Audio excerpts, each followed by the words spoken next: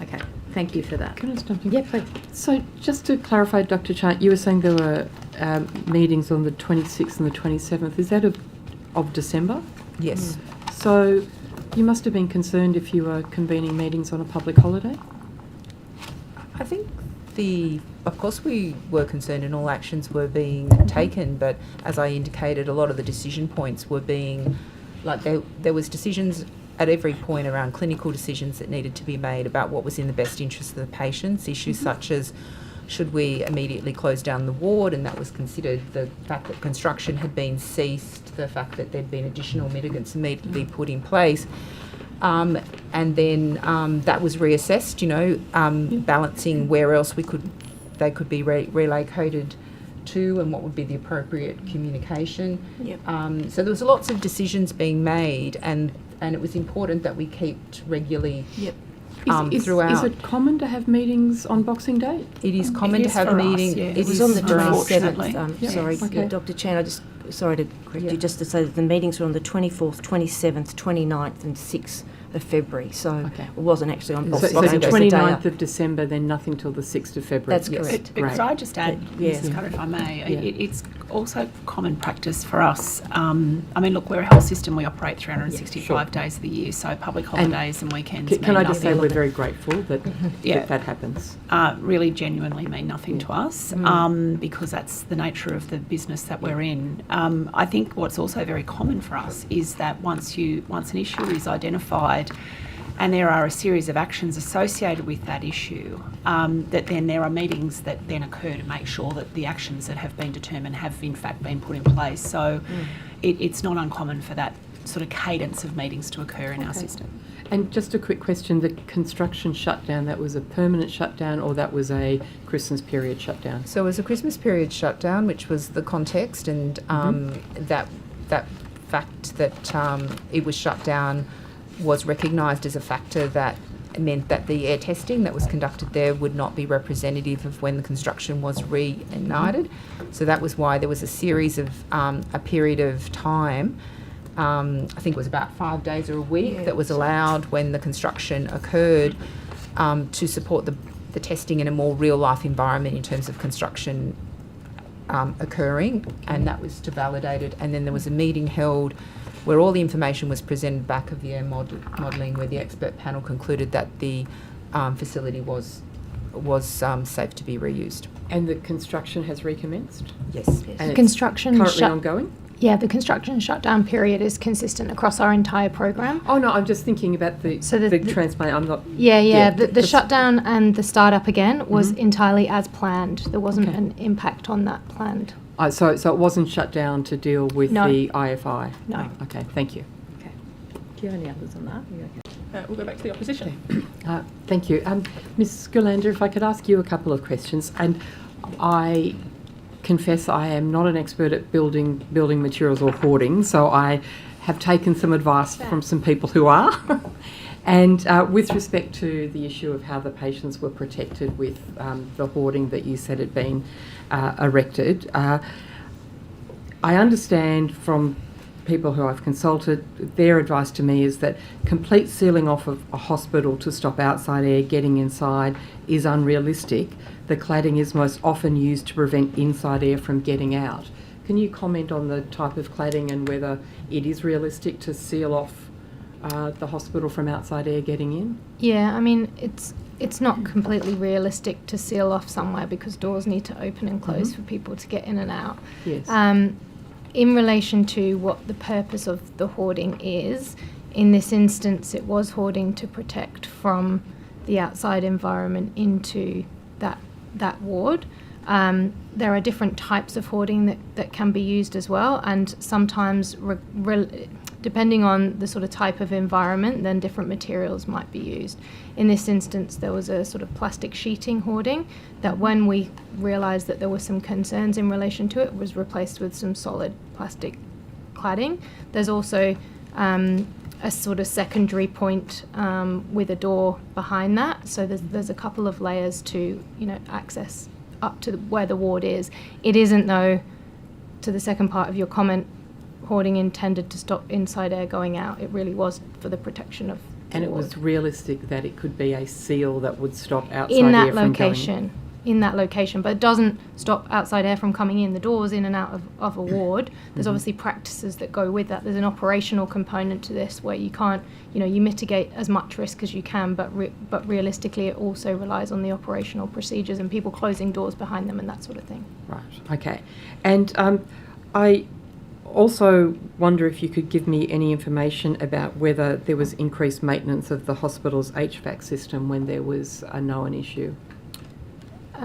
When there was a known issue, sorry, Was there increased maintenance of the hospital's HVAC system when construction started? I might have to refer to Ms Wilcox in relation to that because... Okay, thank you. Ms Wilcox, are you able to help us with that? Yes, certainly.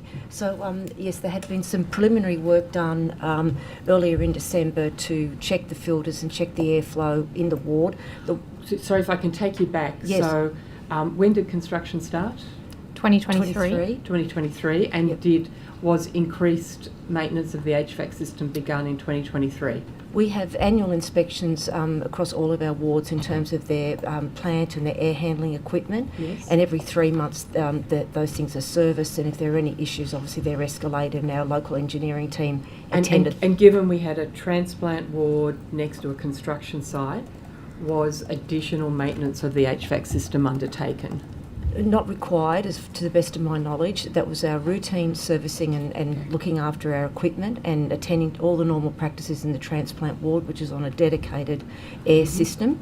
As Ms Gulander said, it has a door and people go in and out. Yes, there is an internal balcony that had louvers but also had glass door closing it into the ward. So upon the identification of the cluster, we did another round in terms of the filters, turned off the negative pressure because I won't go into the air mechanics, but basically to keep the air still. And then, as I said, a fresh round of filters put into place and the additional sort of seal put over the balcony hoarding that was already, which was on 2 levels. It wasn't just one area closed, there was another layer, and then we applied the plastic seal to make it sort of like an anti-room, so it was vacuum sealed. And now there's a hard set insertion into that to add to its So just to make sure I've got it straight, routine maintenance of the HVAC system until December 2025? It is ongoing. That is a... No, sorry, when was there the particular intervention? When was the negative pressure turned off, the filters changed? Yes, that was work, December 2025? No, there was already some work done on the air filters to check on them, check the airflows. That was done in early December.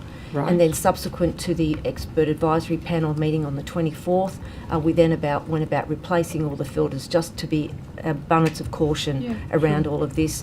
The maintenance on the ward was being maintained, but we thought best just to remove everything, put something fresh in and make sure we're absolutely confident. And as it turned out, all of the measures that we put in place, when we sampled the air, there was no evidence of any aspergillus, which gave us confidence that our mitigation strategies have been successful.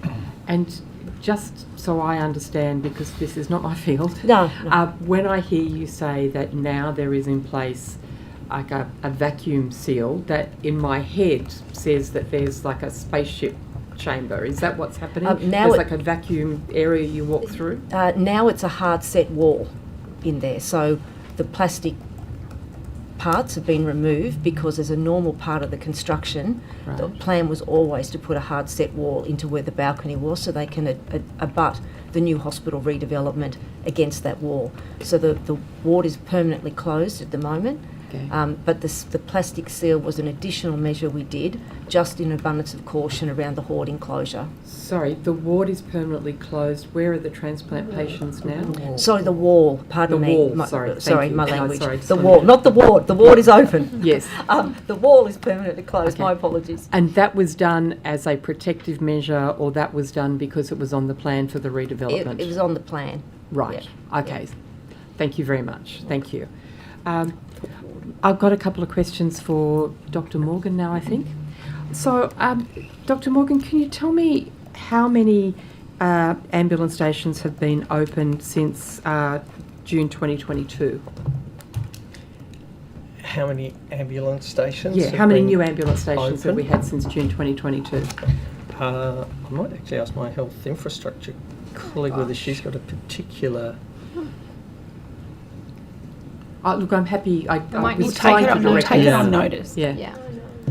We'll try and come back to you. I'll see if I can find the Because I answer think there while are we're a here. few of the regional ones that Okay, thank you. Because I understand that there was a plan announced then with significant funding attached for 30 new stations as well as a boost in paramedic numbers.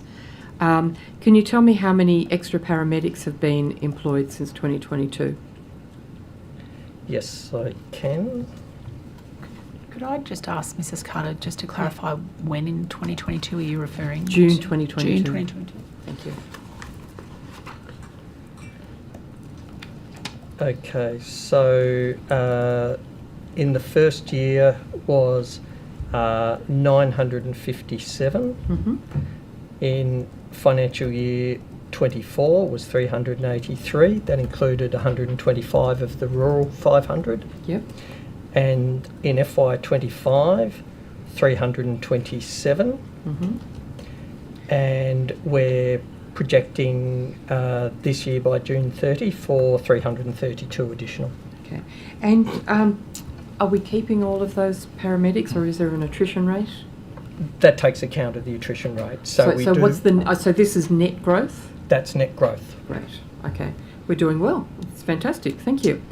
Don't sound so think that surprised, goes- Mrs. Carter. Sorry. Don't sound so surprised, please. No, I'm happy. I'm delighted. It's very good. Can I honestly say Yes. that is a superhuman effort by Mhm. our education teams Yes. and also our recruitment people. Yes. It has been stellar. I remember when I returned to New South Wales in 2016, we were debating whether we could do classes of 36 paramedics, and these teams literally pull up every single time, and they're doing 120 quite routinely now. It's quite amazing. No, that's That's Yeah. excellent news. And so you said 2024, 125 of those were the Oh yes, and the rural. FY25 is Yeah. another 125 included in the 327, Great. and this year we're on track for the third phase of the rural 500 of 125 as well. Okay. And to the funding for that rural regional paramedic program, was that diversion from capital program for building new ambulance stations? Where did that money come from?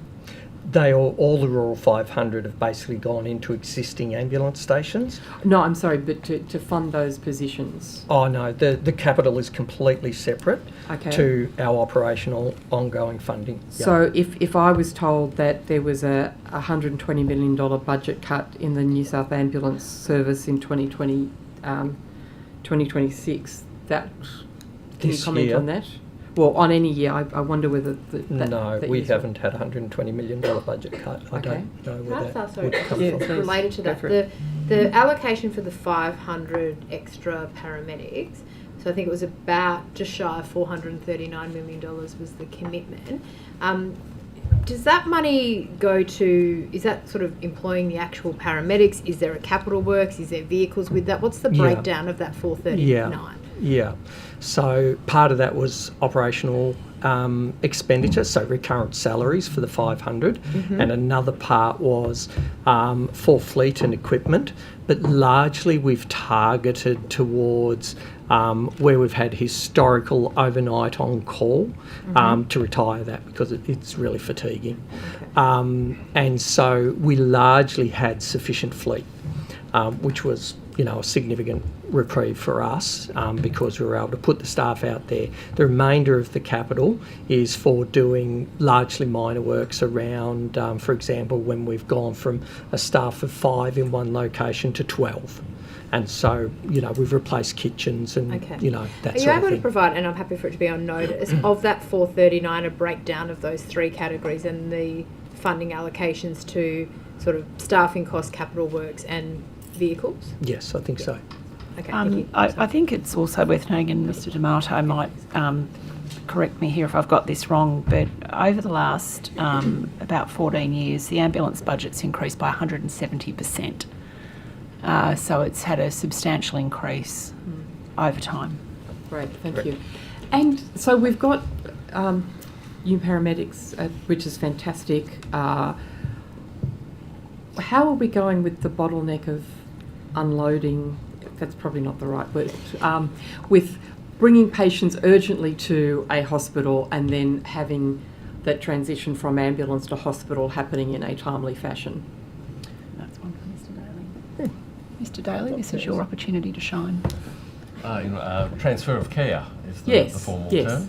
yes. Um, Thank you. It's much more elegant than unloading. Thank you. Yes. While Mr. Daly's finding his data, Yeah. I will add that New South Wales Health is the best performer for ambulance offloads in the country. We outperform Victoria, who have a transfer of care target of 40 minutes. Ours is in 30 minutes, and we still beat them. I just need to get that out because it's a very I don't important doubt thing that, for but us. you will appreciate, of course, that It's just we are that I've lost a lot of contacted- sleep over at Mrs. Carter, and I just like to be able to state those things when I Okay, get no, there. thank that you. energy for Miss- beating Victoria on other things. Yeah, yeah. But we are contacted repeatedly by people who have unfortunate experiences in transferal of care. I could give state by state comparison. No, I no. could talk What about- I'm really interested in knowing is we still hear from paramedics that they are spending a lot of time waiting to transfer care. We still hear from patients that they are waiting a long time to transfer care. I'm wondering what the issues are and what levers can be pulled to make an excellent process even better. Yeah, which is essentially what we aspire to. Unfortunately, like most things in health, there's not a simple solution. And Could you talk into the microphone, Yeah, Mr. sure. Daly? Thank you. Particularly in metropolitan Sydney, the reasons really vary from hospital to hospital. Sometimes it's back of house flow, sometimes it's workforce, particularly FACEMs, ED physicians within the department, in order to speed up decision making. So that's why we work individually with an LHD and subsequently with individual hospitals. We have a number of improvement teams that essentially are ED clinicians who come together in teams overseen by the ED task force to go into those individual hospitals and the emergency departments, working with the staff to tailor solutions. Do we have enough ED clinicians? I think the FACEM workforce has improved dramatically. I think the Do we have college- enough though? I would think the numbers, yeah, well, I mean... In regional there will hospitals, do we have enough? There'd be paucity in some parts of outer metropolitan Sydney and in some regional areas where I'm sure they'd like to attract more. And what are we doing to attract more in those areas? Oh, there's a whole host of workforce issues that go to that. On notice, could you provide me with a list of all those workforce initiatives to attract? Yeah, Could absolutely. I That'd be just great. add Thank to Yes. this? I think it's also important to note that the government is currently rolling out safe staffing levels to emergency departments. So that does substantially increase the number of nursing staff across the EDs. I was formerly also the co-chair of the Health Workforce Task Force, reporting to health ministers across the country, and there's been substantial effort to assist us in, where necessary, bringing doctors in from overseas to help with some of our workforce maldistribution issues. There is no silver bullet to that issue, and I'm not suggesting that is one single solution, but there has been, and it's ongoingly a challenge. I will say that. I understand that. But there are, I know a number of the districts, and Tracy may wish to comment about this, but we've put in place lots of things to welcome people into rural communities as well, because we appreciate that if you do come from another country into Australia and into New South Wales, that transition can be hard, so we seek to make sure that they're well looked after from a social perspective as well as from a workplace Can you perspective. confirm that Welcome program is currently operating? Yes. Okay, great, thank you. Bit of opposition time if you want to cut you off before. Ms. Hoey, if I could ask you quickly, thank you from Justice Health, and thank you for being here. Just wondering, during the psychiatry dispute last year, did you lose any staff specialists who resigned? I think three of our staff specialists resigned, but we didn't lose any numbers. Okay, so and how were those staff specialist positions filled? We recruited and filled As them. staff specialists, VMOs or locums? Yeah, during the dispute, a number of our staff specialists went on leave without pay from their staff specialist position and moved across to VMO positions. Yes. and How many of those? How many? I don't was have that? the figures in front Oh, of me. on but- notice, could I have Yeah, those figures? definitely. Thank yeah. you. Yep, Yes. surely. Got all that. Yep. And now the dispute's resolved, do they remain as VMOs or have they become staff No, specialists again? everybody has gone back to their original positions. That happened quite quickly on the resolution of the dispute. And the 3 staff specialist positions were filled with external recruitment? Yeah, we at this point there may be new vacancies, but we didn't have any vacancies at some point yet. We haven't had the same issues, I think. Thank you. Thanks everyone. We'll break for afternoon tea. We'll be back in 15